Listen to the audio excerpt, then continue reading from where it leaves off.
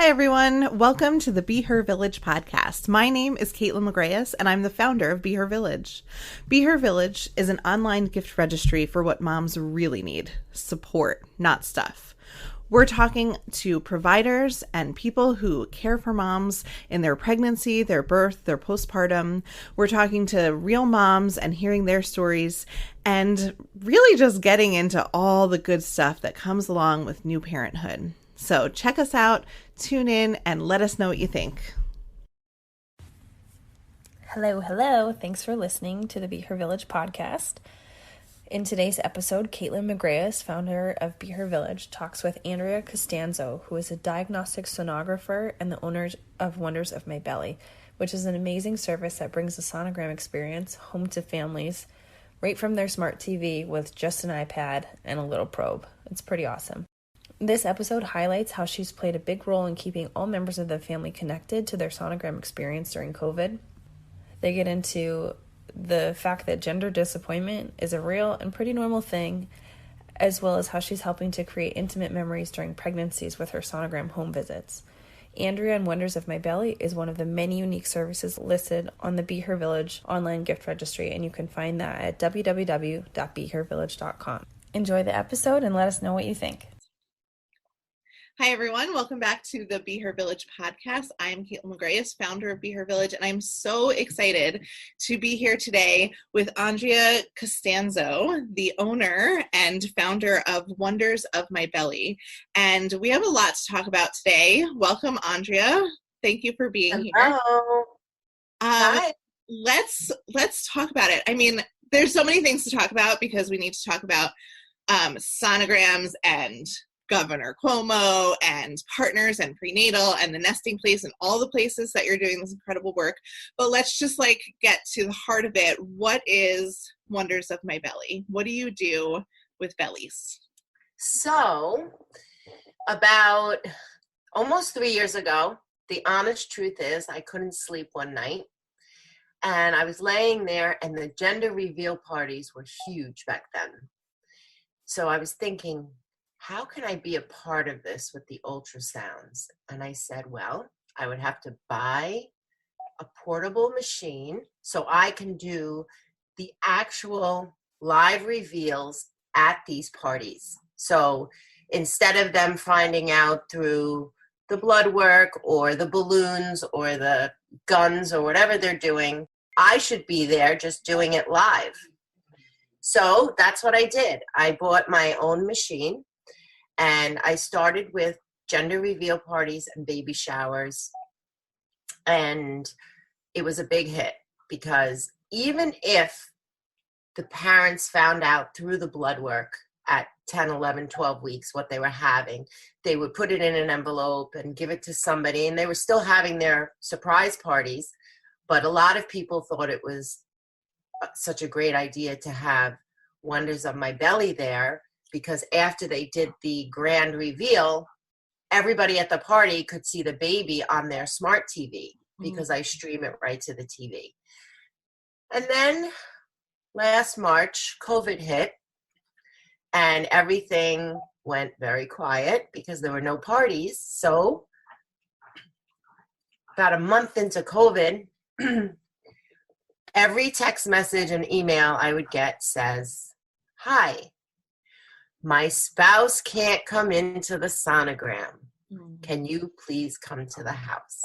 And this is where I am right now. And it's been such an amazing experience. Although COVID is just awful, it has put me in a place where I love my job even more because I'm bringing so much happiness to these families, whether they're first pregnancies or fourth pregnancies. Mm-hmm. The spouses want to be a part. The families want to be a part. The siblings want to see.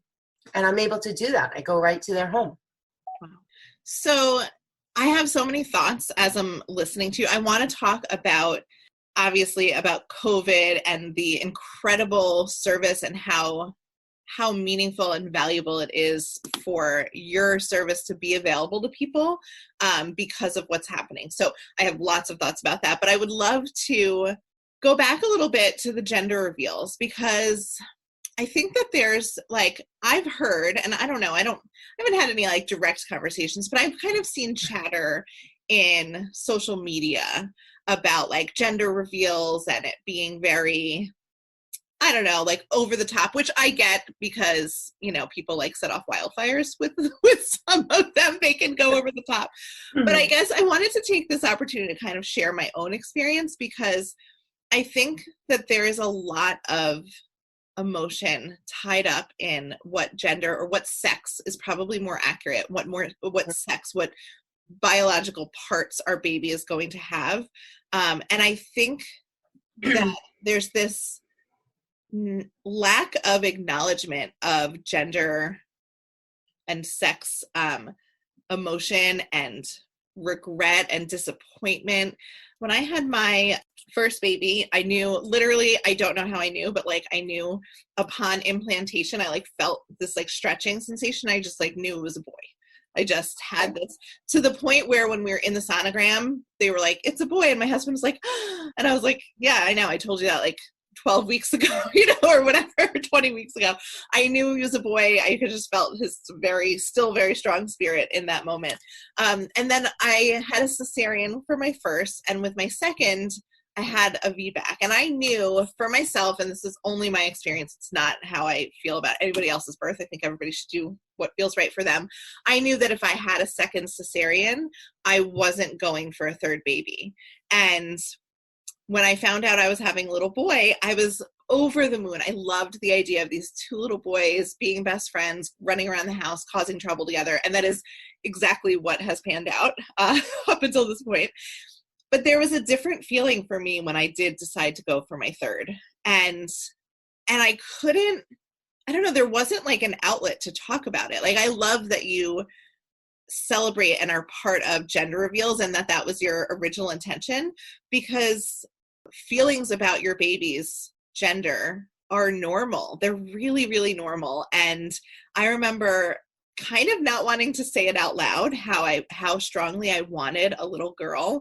But you know what? I really, really, really wanted a little girl. I mean, my whole life is about women and empowering women and supporting women. And I feel so strongly about my own experience as a woman being very different from that of men. And I would imagine, at least it seems like that from my perspective. And I just so wanted like a little girl to be my best friend and to raise. And there are days where I'm like, oh God, I got what I wished for, you know? Right. But there was that moment, I remember it so clearly, that moment where the sonogram tech was showing us that she was a girl, and it was just, I was over the moon. And actually, I was planning, I wanted to, you know, have it be a surprise, but I was afraid of having a third boy and feeling disappointment at my birth. So we actually, because of that, I was like, I want to get it done at 20 weeks so that if I have an emotional reaction, I can mourn it and then celebrate this little boy. I didn't want like this gender disappointment to be all wrapped up in my birth experience. And I think it's really valid to have conversations about like, why are we celebrating gender when we don't know, you know, who this little person will grow up to be and if it matters. But I feel like that's a separate conversation from how people actually feel. You know what I mean? Like, yes, we can have a conversation about gender in our society and also feel really, really excited that you're having a little girl, a biological girl. And I think that's really valid. And I think it's so special that was your intention. What a cool idea to go to parties and like have everybody be involved in this intimate moment. That is amazing. Yes, actually, many of the parties I did prior to COVID were already known genders because they're finding out now through the blood work so early. You don't have to wait for the sonogram or an amnio anymore. Right. But the ones that were live where nobody knew until I arrived and they could find out with their family and their friends all there yelling, screaming, people on FaceTime, all over the world, they're FaceTiming family and relatives that couldn't be with them. Mm-hmm. It was amazing. It really was. I can't even imagine. Yes. To share that. And I'm thinking too, as you're telling me, like, I've seen horror stories of, I've actually, a former doula client of mine, she had 3 boys. I supported her third birth. and it was a boy. And I remember she cried during her birth because she was so sad, and it was heartbreaking.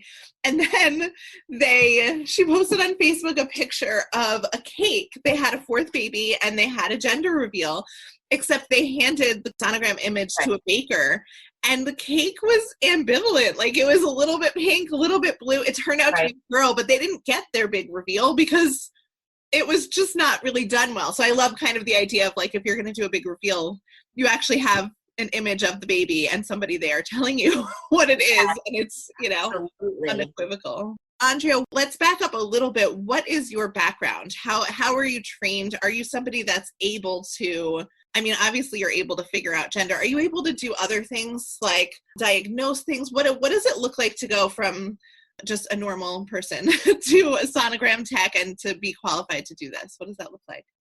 Okay, so my background is I went to NYU about 30 years ago. I graduated and I did general ultrasound for about 8 years, where I did everything. Mm-hmm. So I was registered to do head to toe. And then I decided about 10 years into my career to become an independent contractor in specifically just OBGYN offices. And then that led me to 28 years later, I am doing this with W.O.M.B, but I still work as a diagnostic medical sonographer with a obstetrician and gynecologist. Oh, wow. So Wonders of My Belly is considered non-diagnostic because I am not reporting to a physician with any findings. It is purely for entertainment, for bonding purposes, everything other than diagnostic. So I can, in my office that I work in, yes, I am diagnosing, I am looking for good and bad all day long, but not with Wonders of My Belly. I'm just scanning purely for the bond and the joy and the love of the pregnancy. Which is amazing. I have to ask, just like on a professional level, what happens if you see something that in your diagnostic role would raise a red flag? Like, how do you handle something like that? In the physician's office I work in, or if you have your Wonders of My Belly hat on and you're lovingly having a partner there and able to connect with their baby, and you see something that raises a red flag because you do have the training, obviously, under your business, your own personal business, it's not a diagnostic thing, and that's really great information. But I guess I'm just curious, as a professional, what goes through your mind then? Do you mention it to them? Do you not mention it? Great question. And it does come up, and it has happened very infrequently.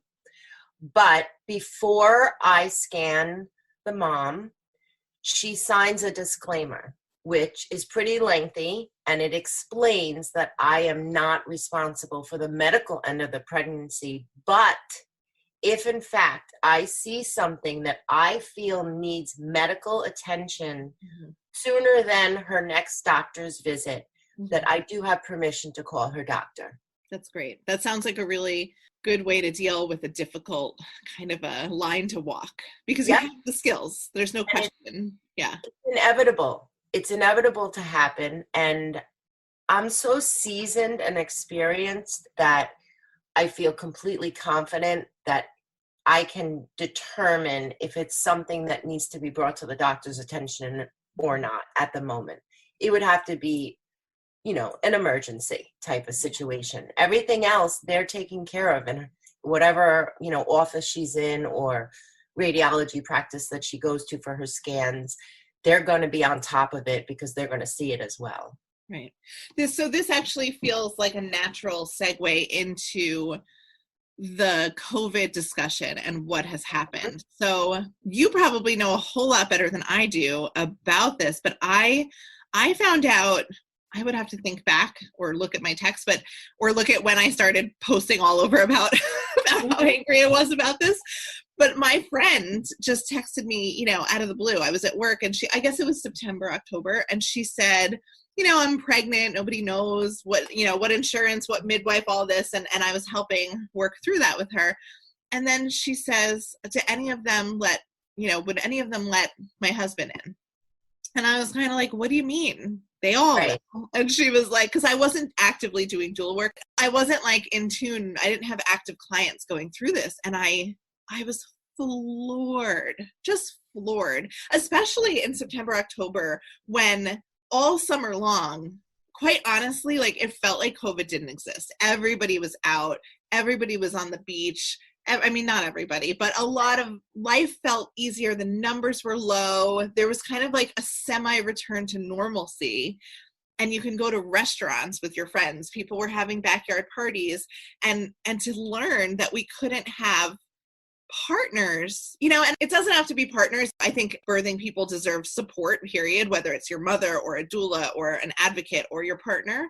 But it absolutely floors me that we're not prioritizing it, because as we kind of just touched on naturally, these sonograms are not all love and wonderfulness, although hopefully most of them are, but there are really big things that come up. Sometimes we're losing babies. Sometimes we're identifying, an issue that affects the birth, or an issue that affects post-birth, or the baby needs surgery, or God, there's just so many variables. And to have somebody go through without support is just unbelievable, just absolutely unbelievable to me. And as we are recording this, that's happening right now. Literally, Laura Curran, who is the executive of Nassau County, I'm not like a Facebook poster, but sometimes I just see things that just literally my brain explodes at how awful it is. Laura Curran, who's the executive of Nassau County, she's the Nassau County executive, she runs the county, posted on her Facebook, which I'm sure it's like an intern, but still, that she is writing a letter, and she posted the letter asking Andrew Cuomo to keep restaurants open until midnight because the restaurant industry is hurting. Wow. And like, I'm not trying to make anything into a political issue, except that everything is a political issue.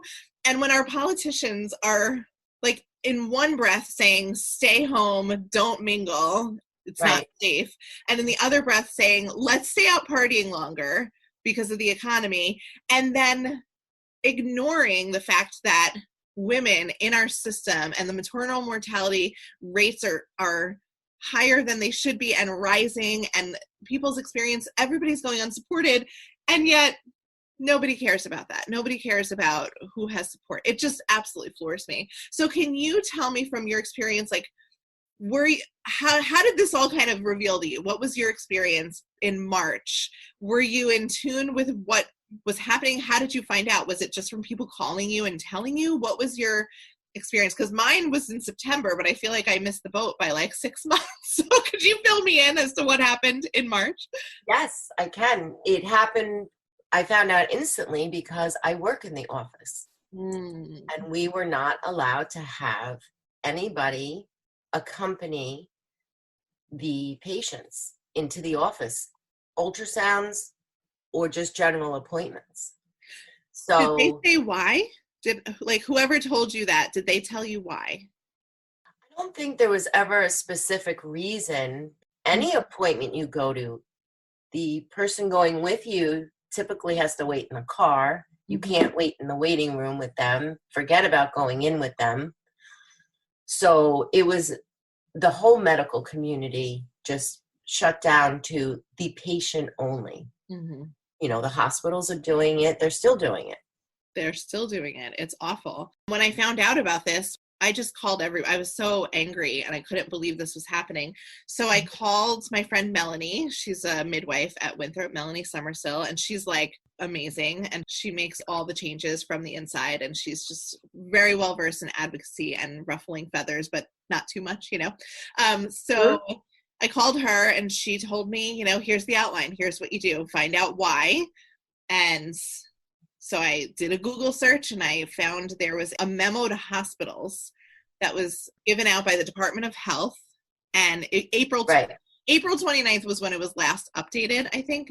I don't know, that number is sticking out for me. But basically it said no hospital visitation. Talk about no support for women. They didn't even let partners into births for like a good few days there. There are so many women and partners and families that started off with a traumatic experience due to this pandemic and due to everybody just discarding women. That's awful. And so we ended up putting a letter together. I reached out to a bunch of leaders on Long Island and, around New York State, and everybody signed on to the letter. We created a petition. We reached out to the Health Committee Chair, Assemblyman Gottfried, and his office had no idea that this was happening because the hospitals are not telling them that this is how they're interpreting the guidelines. And they ended up listening to us, doing a bunch of research, reaching out to some of the women that we connected them with and had them tell their stories. And they wrote a letter on our behalf to Andrew Cuomo and to Dr. Zucker, the head of the Department of Health. And they wrote us back and said, we're sorry, we can't have, just pregnant women. It's exactly what you said. We can't just have pregnant women get support when all of these medical appointments, everybody wants support.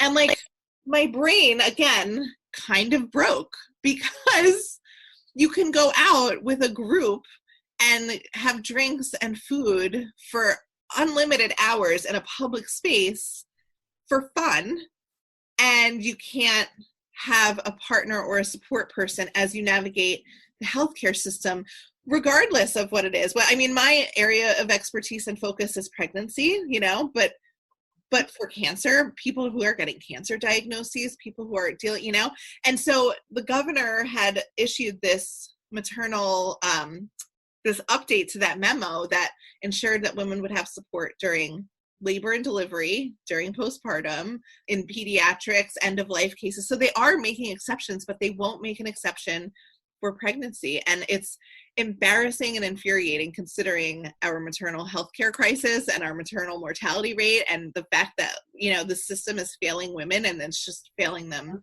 one more time. Okay, so that's my rant about that. I feel like you're at the center of it, and you're actually providing such a beautiful alternative so that while we're all working to get women and pregnant people the support they need, what do we do in the meanwhile? And I get so many messages like, what do I do in the meanwhile? And I say, wonders of my belly, they come to your house and you can have your partner there. It's such an amazing option. So talk to me. So COVID hits, and what does that look like for Wonders of My Belly? Because now there's no more parties, but it's quite a pivot for your business, right? So what does it look like? Are you just completely swamped? How is it working for you? I am. It's really busy and pretty much word of mouth. Mm-hmm. So as soon as I scan somebody and they're posting to their social media and I'm posting on my social media that I was there, the calls come in because they didn't know I existed and they were so happy. So there's a little secret about Wonders of My Belly. I am currently looking into, almost in contract, to buy the first portable live 4D machine. That's exciting. So a lot of people ask me if I do 3D, 4D in the home. Mm-hmm. And my answer currently is no, because I don't offer that. It's a whole different system. Mm. We do it in the practice that I work in, but you have to be a patient there. Right. So the generations that are coming through, they want all the new technology, right? Mm-hmm. So I'm looking into buying another machine, which is going to give the 4D capability that most people want, it right in their home. That's amazing. So it's exciting news because I can do either. If they just want the regular ultrasound in the black and white and you watch the baby, or if they actually want to see the newest technology of their baby's face, I will be able to offer that in the near future too. That's amazing. So that's really exciting for W.O.M.B because I didn't see that coming, because it was all about just bringing the bonding experience to the partners and the families. But now I'm going to branch out a little bit for those that are asking for it. That's amazing.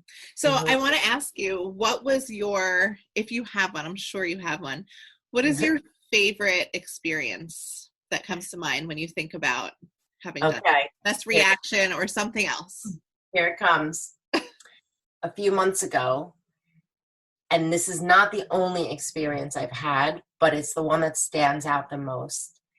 Great grandma was not going to probably make it until this summer when the baby is born.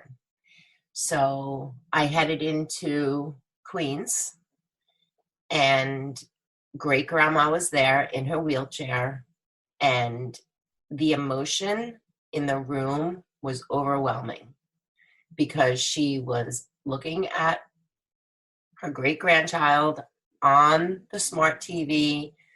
She had never seen a sonogram, and she knows that she won't be here when the baby is born. And it was so emotional on so many levels. And it just brought so much joy to me that I was able to provide that for her. It was incredible. That sounds amazing. I'm getting all teary-eyed over here. Yeah, I was crying. That's I so was crying. beautiful. There are some that just get you, even though you've done this for a million years. There are some that just, it's so beautiful, and it's that sort of thing that reminds you about how important this work is and why we need to keep doing it, because everyone deserves moments like this. Right. And I think especially in a pandemic, when people who are having babies and growing their families during this time are missing out on so much already, right? Like my friends who have had babies, it's like, they're literally like, we don't leave the house. Like, this kid has never seen the outside of the house. This kid doesn't know people the way that our other kids do, you know? And like, there's just there's so much grief and there's so much loss for new families in their experiences. They're not having baby showers. They're not having people see their cute bump as it grows, you know, like there's so much fear around having family and friends come to, before and after the birth. I was just on the phone with my pregnant friend last night, and it's like, I'll see you in the summer, I guess, you know. There's just, where normally we'd probably be celebrating her, at the very least getting together, and I would be one of the people to come visit the baby in the first couple of weeks, and it's just probably not going to happen, and it's okay, but it's just, there's so much loss. So to have this feeling, this beautiful moment, it might be one of the only moments that these families are getting, and to have it be in their homes with everyone that they love involved is so, so special. So I have a question about just like logistics. What does it look like? How far out do you have to book it? How long is the appointment? How much room do you need for the equipment? What does that all look like in the home? Oh, the equipment is very compact. Like, is it bigger than a toaster? I have an iPad, tablet, and a probe. That's it. Oh, it's really small. And I stream via Wi-Fi. That's all I need from my clients is their Wi-Fi password, so I can stream right to their smart TV. That's it. Wow. So the equipment is very little, and it depends on the week, because obviously people are working, and Wonders of My Belly is very popular in the evenings and on the weekends. Mm-hmm. So this weekend coming, I never expected to work on Valentine's Day. Not that I can do much these days, but I am booked from morning till night because they're giving it as gifts. That's a really cool gift. Right? I love it. I love it. Love it. That's beautiful. One of them, it's her birthday, and it's the Valentine's gift for her spouse. So it depends on the week or the weekend. You know, I'm about 2 or 3 months out right now, but I still have plenty of availability for those who are still interested. That's amazing. How long does the appointment take? Well, it depends usually on the fetus. Okay. Because if they're sleeping and they're not showing a good show, I wait until the baby gets up.